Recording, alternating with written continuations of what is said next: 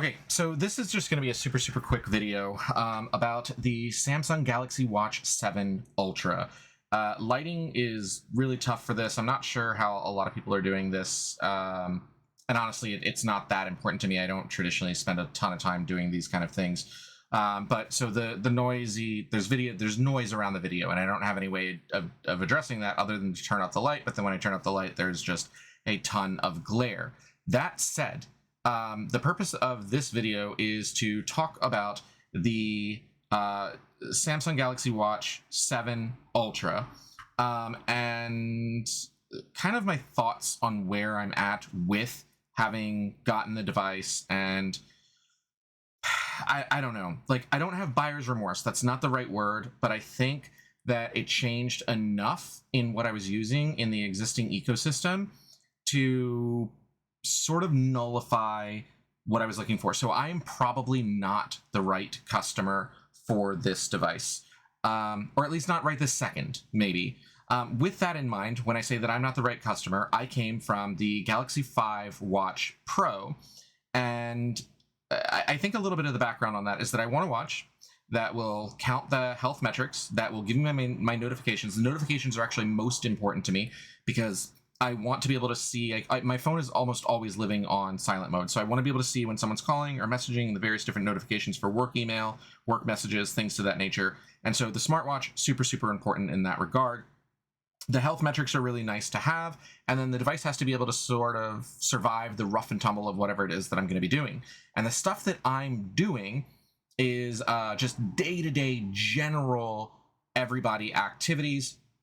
Then with the addition of, I'm very much into automotive sports, power sports, things of that nature. So jet skiing,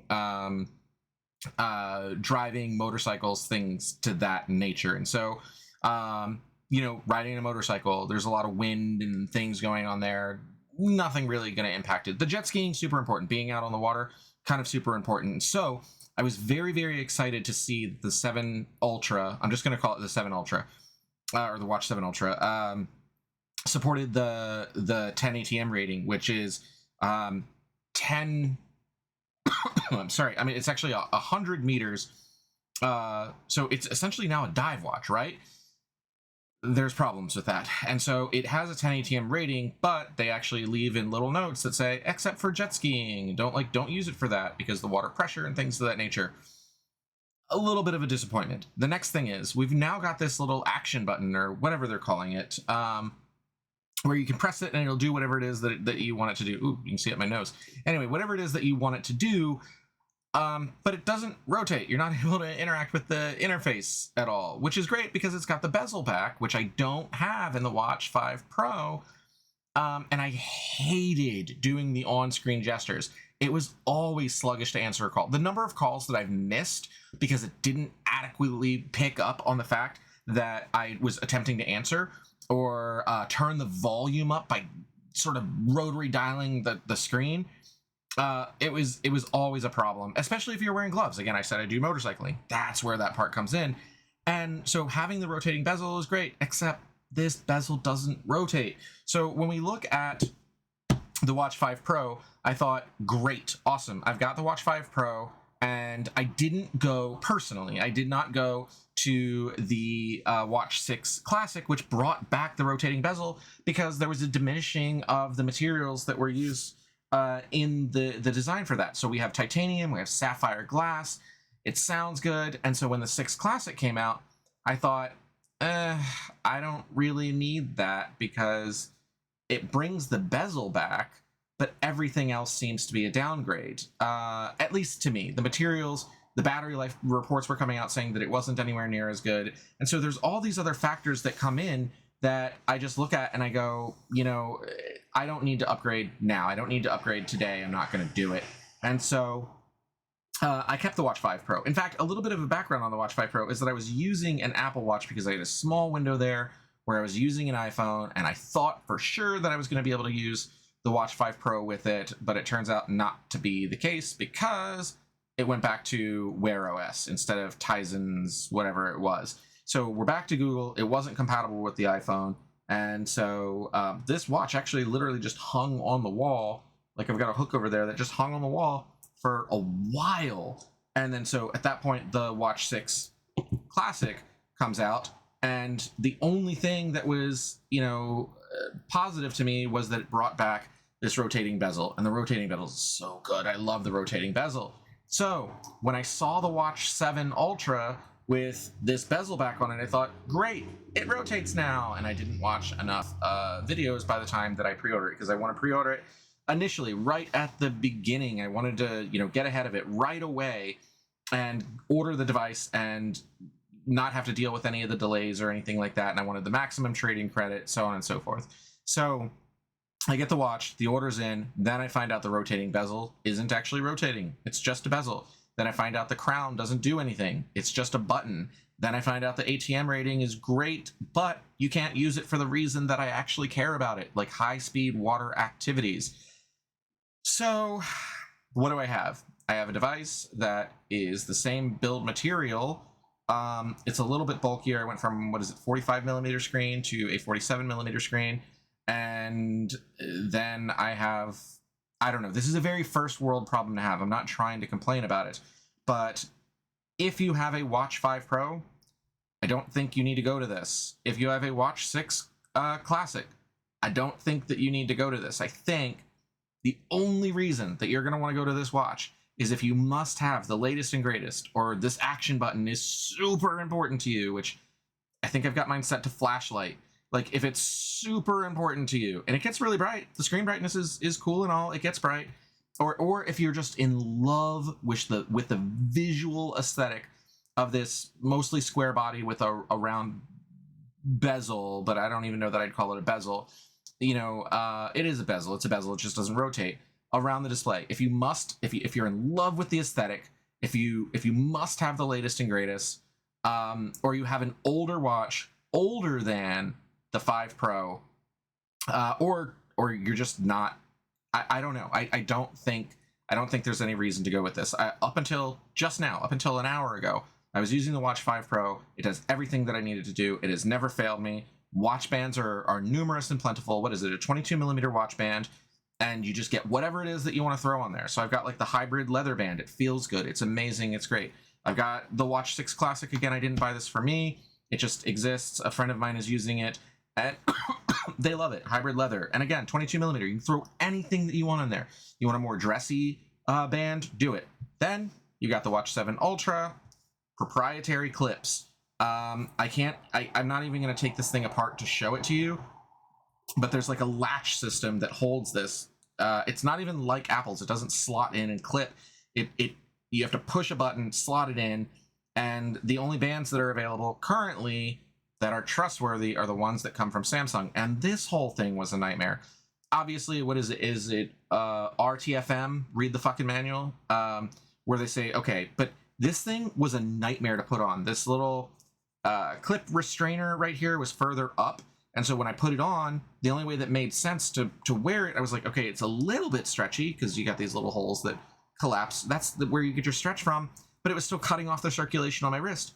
And it wasn't until a moment later that I realized, it's actually several moments later, that I realized you pull this triangle out here, you're not even going to be able to see me do it. You pull it out, and then it sort of rotates away so that the pins are exposed, and then you can pull this out and slot it into other holes that you want it to go into.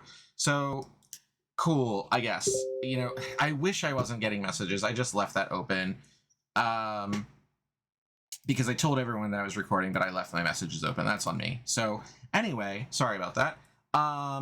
Yeah, so you have to use this proprietary band, or you go and find a clip adapter. Like, that thing is loose now. Like, is it? I don't know. I'm not incredibly happy about what we've got going on here. Like, this one's holding on fine. This one is loose, and you should. I don't know. Like, I don't try. You know what? Fine. It's loose. We'll go ahead and play with it. So what you do is you push this in right here, and I think, yeah, it releases this grip on this guy. And so I went to go find to see if someone else made watch bands, because I want a band that fully comes off, like completely comes off of me, in order to, I don't know, in order to just be more comfortable with the band. But there's very, very few bands, because again, the watch just released today, and so like people got it, you know, a couple of days ago. I'm actually a little bit late in getting the watch here on the 23rd, but the band compatibility, there's very few bands. But what I did find is there are adapters that are these metal, you know, bits here that's proprietary to this, that just have the 22 millimeter setup, and so I should hypothetically be able to order some of those, and then be able to essentially go back to whatever watch band it is that I want to use. So that's the plan. The problem is, I hope they're not made out of awful material, and then they fail and they let go, and then I lose the whole watch, and it's a stupid amount of money that's just, like, you know, thrown away. Anyway, I'm kind of going on a rant here. I'm sure it's a great watch. It's definitely faster. It's faster. There's just some components here that I think, feature-wise, that I was expecting that we don't get. You don't get reverse charging from your phone anymore. In order to even put it, I've got the multi-charger over here. I don't know. You can see my phone kind of resting on it. It's the triple charger. You got 1, 2, and then the watch. In order to even put it on that, you got to take this guy, flip it inside out, flip it inside out, and the screen's on, flip it inside out, and do this number to even put it on the charger, because the band doesn't let go. It's a solid loop, but it can't be a true solid loop where it's redundant on both clips. So if one clip fails, it still holds on by the other clip, because then you block your sensors and then it doesn't actually work. I can't remember what they're called. They're called NATO loops, I think. And you can't, you know, so I don't know. Do what you will. I think that if you've got a watch 5 or a watch 6, in the flagship trim of the 5 or the 6, stay with that, unless, again, the visual aesthetic, you love it. You have to have the brighter screen for whatever reason. You must have the action button, but everything else is, I would say, I don't know, a downgrade. So the 6 Classic went back to, I think it's aluminum or stainless steel, and then traditional glass, I think. I don't know. Is it still sapphire? Yeah, apparently. It might still be sapphire. I don't know. But, so you get your sapphire glass, you get your titanium build again. It's mobile only, so if you are going to use that, great. I do, and that's important to me, so I'm glad that it's there. I'm glad it's not some additional thing, but the price sort of, it's not like it's an extra, so I don't know. I'm ranting. I'm not super thrilled. I'm going to keep it. I'm going to wear it. Like, I've already set it up. The trade-in's already in place. I got to send this thing in. But the 5 Pro has been phenomenal. The 6 Classic is good. It's great, even. You have a diminished battery life, I think, is what people were experiencing.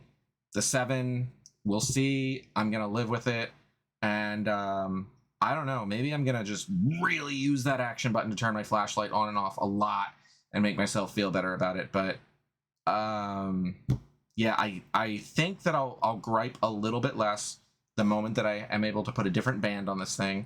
I think I will gripe a little bit less if something phenomenal happens with functionality, but I would not, like, closing statement here, my bet, like, I'm not going to bet money or anything like this on this, but my bet is that the Watch 8 Ultra that comes out, whatever that might be, my bet, bezel rotates, crown rotates, almost guaranteed, because why? Like, why not? And I'm assuming it's that ATM rating. So, you know, maybe they weren't able to achieve it with a turning part. I don't know. All right, I'm going to go ahead and end the video. Apologies for the rant and the rave. If you've got a 5 or a 6, 5 Pro, 6 Classic, think really long and hard about upgrading, because I think in many, many ways, your current available feature set and functionality and usable situation is a downgrade in many ways.